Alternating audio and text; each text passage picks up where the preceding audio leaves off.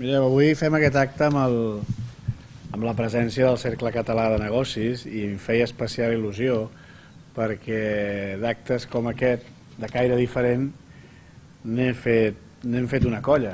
En aquest cas, doncs, amb en Joan Canadell, amb el Ramon Carner, quan el Cercle Català de Negocis s'iniciava, i ara em fa especial il·lusió comptar avui amb el president del Cercle Català de Negocis d'avui, amb l'Albert Pont.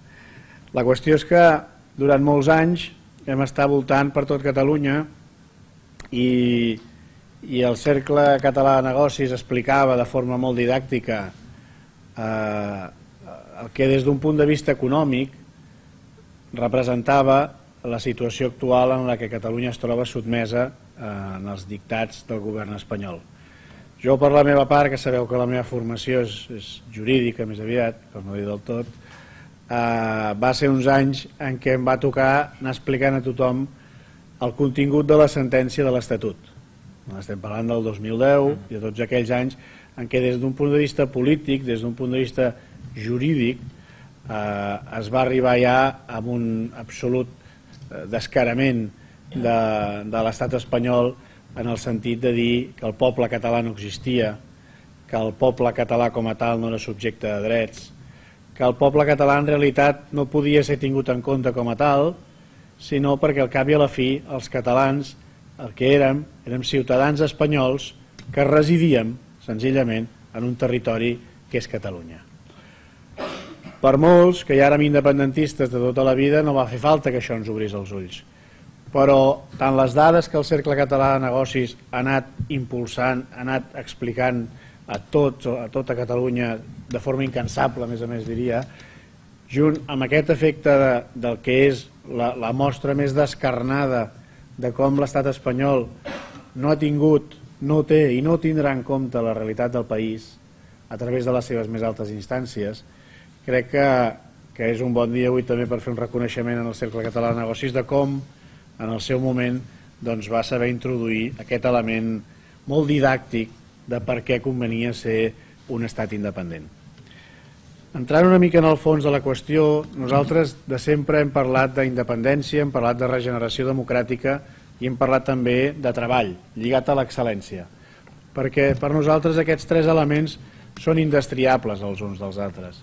Si arribéssim a la independència vulnerant tots els elements de regeneració democràtica, sense tenir en compte la pluralitat d'idees, acceptant la corrupció com una qüestió que senzillament coexisteix amb nosaltres, no estaríem contents amb aquesta independència. De la mateixa manera, si consideréssim que la independència és un element que ens ha d'empobrir, que ens ha de limitar, que ens ha de fer treballar d'una forma més barroera, que ens ha de fer un poble menys orgullós de si mateix i més generós també amb si mateix, tampoc ens agradaria aquesta independència. Però això és una mica la filosofia del nostre camí. Perquè és molt important sempre tenir en compte la didàctica a l'hora d'arribar a la gent i a l'hora dels sentiments. Aquí el Cercle Català de Negocis ha fet una feina importantíssima en quant a la didàctica, però alhora també ha arribat en els sentiments. Perquè avui pensava, amb aquesta didàctica que sempre als vostres actes es repeteix i es reitera i es justifica de forma científica, que és en base com s'han de justificar les coses, un dels temes que volia plantejar durant la campanya era un fet paradigmàtic que tenim a Barcelona, que és el Port de Barcelona. El Port de Barcelona té una importància transcendental en la competitivitat de les nostres empreses a l'hora d'exportar, té una importància fonamental en el que representa l'activitat logística d'un nucli neuràlgic com és tota la conurbació de Barcelona i per tant mereix un punt d'atenció en el que és el tractament que rep o el tractament que podria rebre en cas de la hipotètica independència per la qual nosaltres propugnem tots els nostres esforços. El port hauria de ser entès com un servei a les empreses, no només com un mitjà recaptatori o com una simple infraestructura que uns paguen i els altres cobren i que fan funcionar el trànsit com podria ser qualsevol autopista, que també són importants, però que ja formen part una mica com un servei, un simple infraestructura de servei. Però clar, què tenim a Barcelona? I a Tarragona, en aquest cas a Barcelona, si ens concretem. Tenim un port que intenta ser una porta d'entrada i de sortida de les empreses catalanes. Té un esperit de servei. Vol ser un element que millori la competitivitat de les empreses. Però, què trobem? Trobem que, per exemple, un 4% dels seus ingressos financien un organisme estatal que és Puertos del Estado, que senzillament el que fa és regular, controlar, vigilar, supervisar les activitats de tots els ports espanyols. Però no només aquest 4% se'n va ja directament cap a Madrid, perquè evidentment, com té tota la lògica, el control dels ports està a Madrid, evidentment. Doncs trobem que un 14% dels ingressos del Port de Barcelona es destinen al que es denomina el Fons de Compensació Interportuari. Això vol dir que aquest organisme de Puertos del Estado, que ja rep un 4% per funcionar, rep un 14% dels ingressos de tots els ports, també el de Barcelona, per redistribuir-ho. Amb aquest criteri tan bonic que sempre ens apliquen i sempre hi sortim perdent, no sé per què, que és el de la solidaritat. Concepte magnífic, però que pot ser utilitzat de forma molt injusta i, com ho veiem, reiteradament en els nostres casos. Què representa aquest fons de compensació interportuari? Doncs que aquells ports que, per exemple, donen beneficis, ajuden en els ports que no en donen a mantenir-se vius.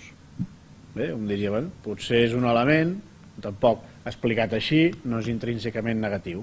El que passa que, com us deia, són aquelles casualitats de la vida que a nosaltres sempre ens toca pagar i en altres bandes, cap de Catalunya, el que els hi toca és cobrar.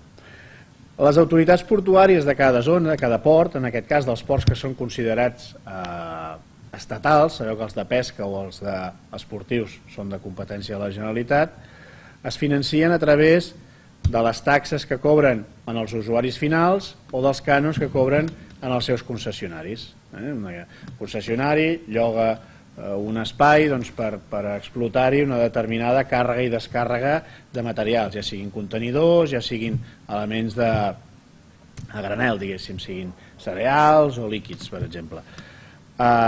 Aquestes taxes, aquesta taxa per contenidor o aquest preu de concessió per determinades explotacions de metros del port venen donades des de Madrid, cosa que no té cap mena de lògica econòmica, però possiblement sí política, perquè senzillament el que fem és altre cop aquell sistema del cafè per a tots. Si més o menys tothom cobra igual, doncs no hi haurà una gran competència i per tant els grossos no es menjaran els petits o, pitjor, els que ho fan bé no es menjaran els que ho fan més malament. En aquest sentit, es dona a més la circumstància que aquí tenim tres ports fonamentalment que belluguen una mica el comerç més important del que és la costa mediterrània, Algesires, València i Barcelona. Si miréssim en transport de contenidors, Algesires estaria primer, València segon, Barcelona tercer. Si mirem en beneficis, Barcelona és la primera.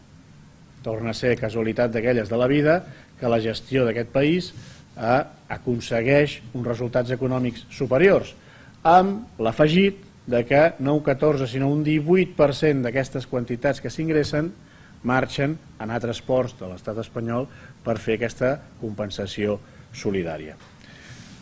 A partir d'aquí, aquest és un argument didàctic, és un argument comprensible per tothom al respecte de quina seria la importància pel Port de Barcelona, quina seria la importància, per tant, per la competitivitat exportadora de les nostres empreses de la independència de Catalunya.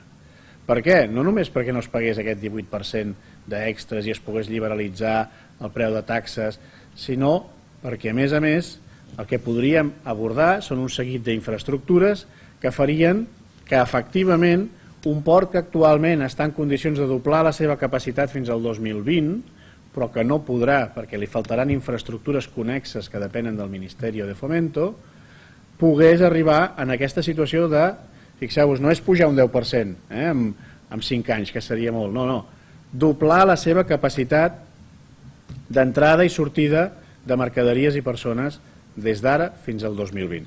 Quines són aquestes aquestes infraestructures que falten i que no es fan per decidir d'un govern que té altres prioritats.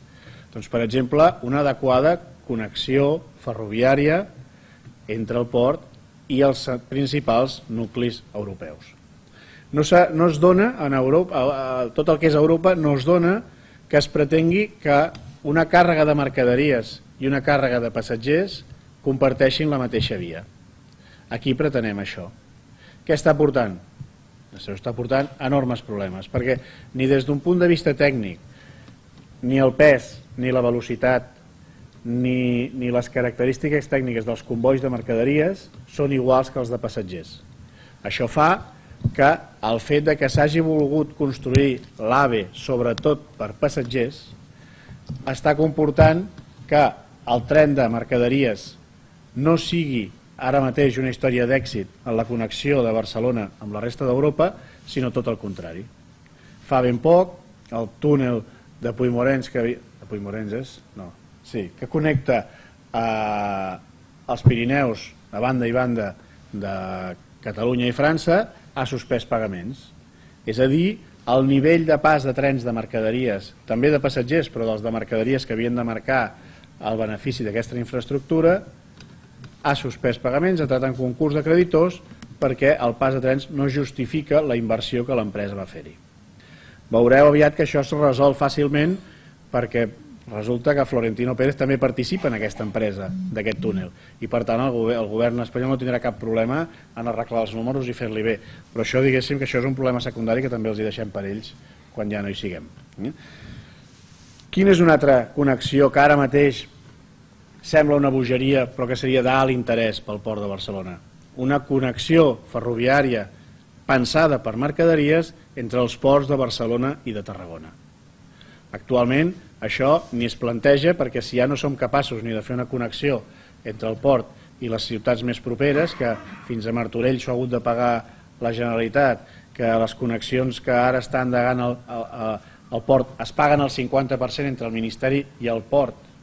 Fixeu-vos, o sigui, un 14% dels beneficis del port marxen per fer inversions que millorin altres ports i en canvi el port de Barcelona ha de pagar el 50% de les obres que el connecten amb el territori més proper. Doncs aquesta connexió entre els ports de Barcelona i Tarragona oferiria de cop i volta unes relacions interessantíssimes perquè els dos ports estan especialitzats en qüestions ben diferents.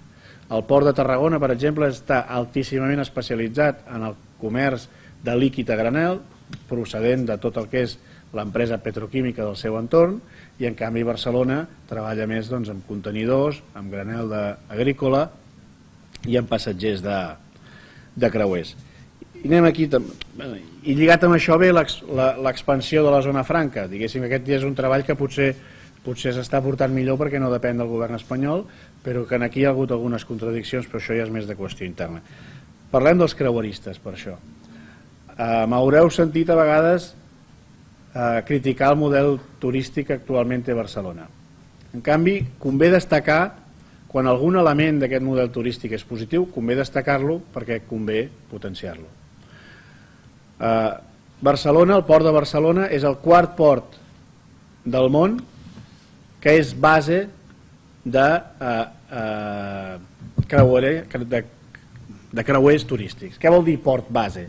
Vol dir que és el port on el vaixell en qüestió deixa i recull el seu passatge que després pel Mediterrani fa aquest tour en el que després para a diferents llocs, doncs cada un fa la seva, diguéssim, o inclús amb trajectes més llargs. Què representa això? Això representa que és un turisme, primer, que en un alt percentatge arriba amb avió. Vol dir que ja tenim una infraestructura que també veu d'aquest turisme. És, amb un alt percentatge, un turisme que pernocta abans d'entrar en el vaixell i quan arriba pernocta a Barcelona i aprofita per fer una visita més àmplia. És un turisme de caire familiar, de nivell econòmic normalment mitjà o alt, i que per tant fa un consum de la ciutat que és positiu per la ciutat, perquè efectivament és actiu en el comerç, no és un turisme en absolut de borratxera ni de consum d'algunes de les qüestions que realment no milloren, no ajuden a la imatge de Barcelona, com és aquest turisme de juerga, aquest turisme que fa de la prostitució un dels negocis més internacionals d'aquesta ciutat, i que en canvi sí que fa consum del que són els negocis que aporten la riquesa transversal, del que és el que aporta el model de comerç de Barcelona. Tot això té aquestes limitacions que us deia al principi. I tot això és l'element que des d'un punt de vista objectiu ens permet parlar de la independència no com una qüestió de sentiments, no com una qüestió d'identitat, que també, evidentment, sinó que ens permet parlar de la independència com una qüestió que convé a tots els catalans i les catalanes, potser no a tots els espanyols, potser no els que estan al govern de Madrid, però sí els que parlem de Catalunya. Junt amb els elements de fet, amb els elements objectius, per això hi ha els elements subjectius, hi ha els elements de sentiment, i aquests també ens mouen, no? I avui, mireu, una mica ja m'avanço, no?, amb l'acabament, però avui veiem una enquesta, no? Una enquesta d'un mitjà que potser no cal creure's massa, però que en fi, que és dels que es llegeix més, és dels que domina una mica l'ideari a l'estat espanyol, que és el Mundo. I aquesta enquesta, evidentment, tenia una intencionalitat, no anem aquí ara a fer veure que això era ciència, no? Les enquestes donen uns resultats previs i després un les fa tendir cap a un costat o cap a un altre. Però aquesta enquesta què ens marcava? Quin era l'objectiu d'aquesta enquesta? Bàsicament jo n'he trobat un, que era donar confiança a les forces espanyolistes de que podien guanyar, de que poden guanyar aquestes eleccions municipals. Perquè al capdavant hi posava una força, hi posava la senyora Ada Colau, que ha dit per activa i per passiva que el seu compromís amb aquest procés d'emancipació del poble català és zero. No és ni serà independentista.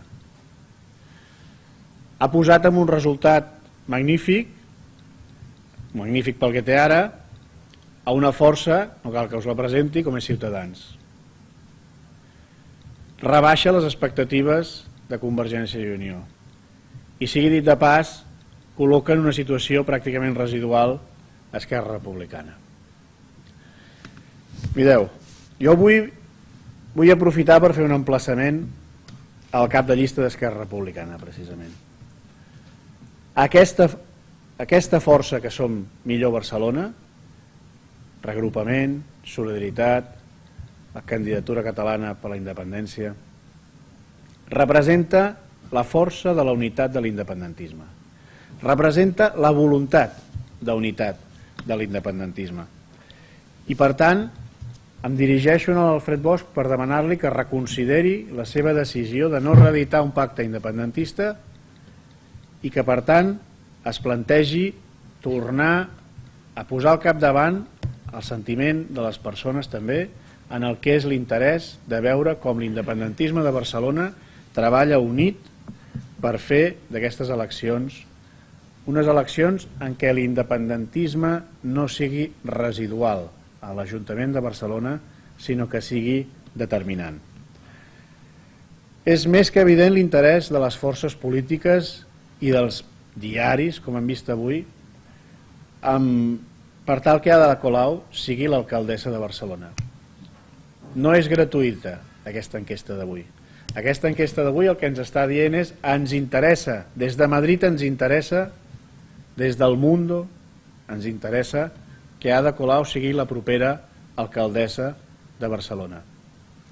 Estic absolutament convençut, i estic també segur que vosaltres compartireu aquesta idea, que el PSC estarà encantat amb aquesta possibilitat i en sumar-se en un govern d'aquestes característiques.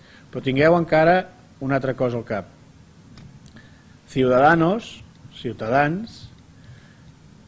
que més que una ideologia de dretes o d'esquerres el que tenen és un espanyolisme ranci, estarà també encantadíssim d'entrar en un govern de la ciutat, o si més no de donar suport gratuïtament a un govern de la ciutat que no tingui ni un bri de sentiment catalanista, com és el que representaria un govern d'Ada Colau i del PSC. Del PP ja no diré res.